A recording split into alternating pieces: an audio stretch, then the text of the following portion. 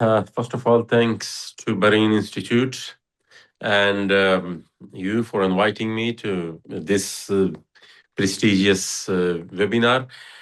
And I think Nilofer made it very easy for me to take the case forward, and she almost said most of which what I wanted to say. In the recent context, we cannot discuss the situation disconnecting it with the global powers who are planning in their own ways for this region. The way abruptly the US withdraw from Afghanistan, and the way they handed over Afghanistan very much easily through the Doha Agreement. It definitely, and people like me, political workers like me, and many others who have been talking at that time that this is the start of a new great game, and America is leaving this region purposely, and they are leaving behind all the weapons which worth millions of dollars. They are leaving it behind purposely. And even at that time, all the regional countries, including Pakistan, China, and Russia, everybody wanted to. Uh, uh, Everybody wanted the US to leave. But then, even at that time, we have been raising this issue that if they leave, they will leave behind a mess which will not be able to contain that much easily by the regional powers. And that's what happened then. Right now, as Nilofer said, that um, all the regional countries, even the big powers like Russia and China, they're trying to oblige the Taliban, just for the only reason to avoid any kind of conflict with them, and to avoid any kind of penetration within their own countries, which we have seen after the fall of Kabul. In Moscow. We have seen the disturbance in the Wakhan corridor. We have seen it in the some other Central Asian states. And if we talk about Pakistan, as Pakistan has been a very long strategic ally of the US since the Cold War, and even now, they were the one who facilitated the Doha process. They took Mullah Biradar from Karachi to Doha, and they were, almost a kind of after the Qatar, they were the host of all. They have been hosting all this process, and they were, those who have kept Afghan Taliban alive for more than 20 years. They wouldn't have survived had there been no support from Pakistan for all during all this time. So they had a hegemony, and they had an impact, and they had a very much control on them for a very long time. Now, what happened was that even at that time, political workers like me, we have been yelling around. We have been saying so much loudly. My speeches are the part of the record in the parliament, which I have been saying from 2018, and even after the fall of Kabul.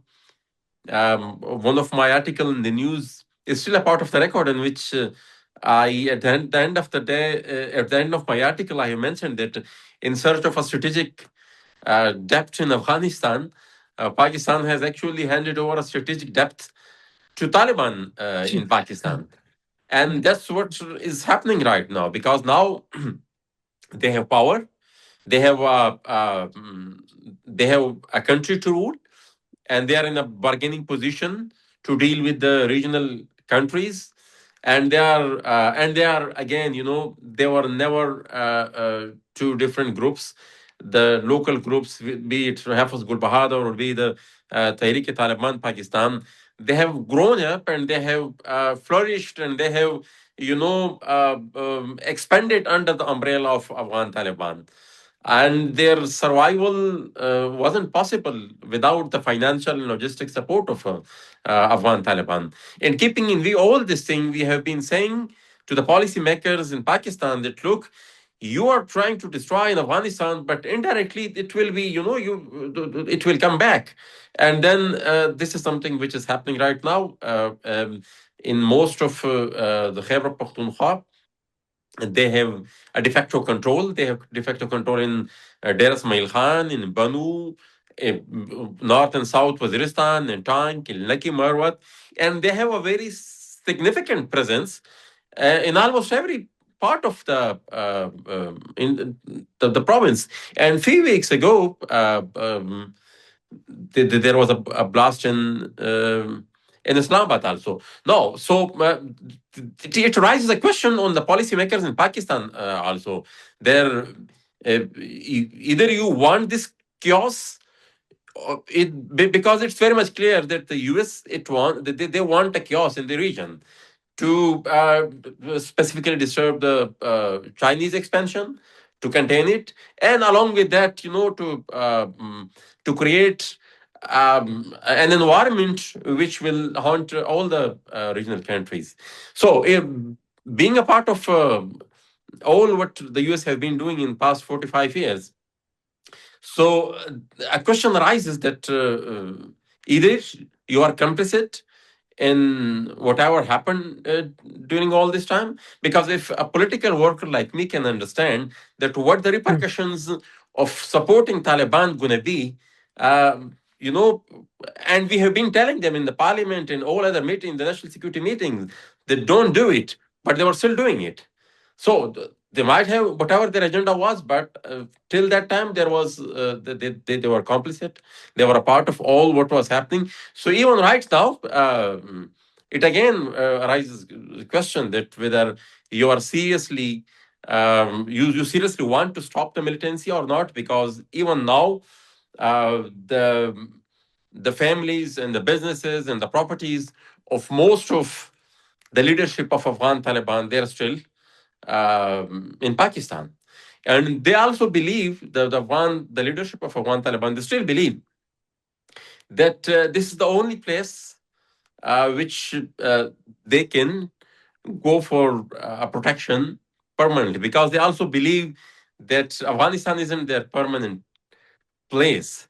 So, concluding all these things, it then arises questions on the policy making of Pakistan also, that either you want to you are extending the continuation of the policies of the strategic interest, what the West wants, what the America wants, or you were so much uncapable that you didn't predict it, that it's gonna happen this way. Right now, as long as there is a presence of Taliban in Afghanistan, I think the modus operandi of all the regional countries, including Russia and China, I think sooner or later they will regret, because death and destruction is the only thing which they know. And starting, mm, what happened after the fall of Kabul was that there were thousands of fighters who were fighting for that victory. But after that victory, I believe, I don't have the statistics, but how much people would have been adjusted in that state structure? How much of them would have got the reward of fighting for more than 20 years? So that foot soldier who who felt that I'm left out, they were diverted toward Pakistan and other region. That look, jihad is not over. Uh, Go ahead. And right now, what we are witnessing is that in Waziristan and Banu and all these areas, if they are 5 foot soldiers of the TTP, they would be accompanied by I would say 10 from Afghan Taliban, and it will increase. The number will further increase. The kind of situation which is created now, the border is closed. So the closure of border, it means more joblessness on both sides of the mm, border, and which mm, create even a more friendly environment for recruitment for the militants. And along with that, the volume of refugees which have been sent back to Afghanistan, uh, this is that the figure is very high, and mm, they were the people who were most of them were labor class. They were, either working in the as a laborers, as a carpenter. They are working class, and they do not have even the labor work to do in Afghanistan. And in such Mm, kind of situation, and as Nilofer mentioned before me, that there is a huge number of new madrasas which has been constructed, and that is purposely for the only reason that the raw material which is needed right now for that has been the environment has been created for that. So this is the only option. This is the only option for the livelihood for the people to join these madrasas and join the Taliban. And then again, when these people go back, the refugees, they go back to Afghanistan, and when they look around, they don't have any opportunity. And when they come across the only opportunity, which is militancy, so that they won't have any other option. And it will mm, further multiply the volume of the foot soldiers who are involved in these militant and terrorist activities across the region. So as long as there are Taliban in Afghanistan, there is no chance of a peace, not just in Afghanistan, but in the entire region. mm. Indeed. Thank you for your comments. It's an ongoing refrain, isn't it, Mohsin? When I visited you in Miran Shah, I think maybe 18 months ago, certainly just days Yep. before the last election. Yep. I found a region at war. There was no denying it, even though it wasn't covered. Nobody talked about it. People like me were not allowed to go there. I got into trouble later. Um, but And the there way you is came, yeah, that was also very interesting. They would have allowed you if you went through the no, formal process. no, Yeah. indeed. But I got through and I saw the reality on the ground in your home. And I can only imagine that it is getting worse. And as you say, we're talking about exponential growth of the problem because the Pakistani authorities are incapable or unwilling, which is it, to deal with the problem. Do they now have a choice? Oh, well, I think they still have not decided it.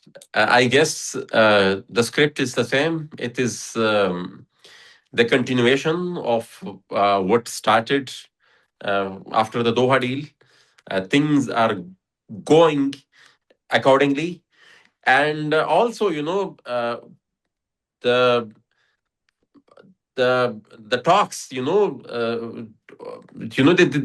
made a reason to bring them back, and it was that we want to engage in talks with them, and we will bring them back and they will live peacefully, which was not possible. And at the parliament there was, I think at that time only I opposed this idea of Mm, dialogue with Taliban, because I said that they're right now they believe that we are talking from position of strength, and from position of strength we will dictate that on which terms and conditions we are going to talk to you. And they said that whatever they have been saying formally and informally, that we want control over all this region. So we have been asking the all the policymakers at that time that are you ready to surrender the writ of the state in some region to these people? And if not, they are not going to accept anything less than that. But as I said, that actually the plan was to bring them back, and accordingly, that was something which happened. And when they came back, and then the volume of their attacks, it almost multiplied, 3 4 times. Then later on they realized, look, and in the next national security meeting, when the military command was changed, and the opinion was that it shouldn't have been done, and that was the mistake. But right now, again, I believe that as long as there is a protection for the Afghan Taliban leadership, in Pakistan, the general masses, they will doubt any actions regarding Mm, the any policy regarding the militancy or anti militant activity. So because they believe that as long as you have not controlled them, um, the doubt will remain in their minds. indeed. So the ripple effects are broad and deep. Thank you so much for your contribution, Mohsin. I really appreciate it.